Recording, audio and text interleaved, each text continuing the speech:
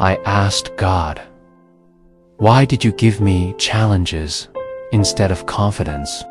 He answered, "Because true confidence is not given, it is forged in the fires you walk through."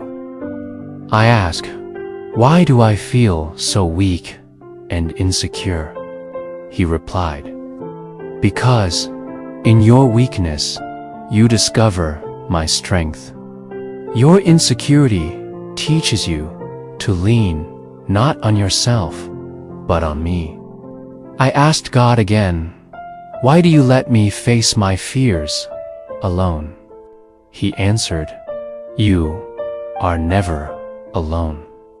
I am the courage that whispers in your heart when you want to give up. I am the light that guides you through the darkest shadows. Trust me, for I am shaping you into the warrior you were meant to be."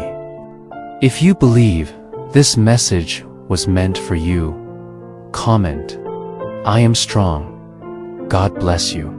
Share this message with someone who needs a reminder of God's power in our lives.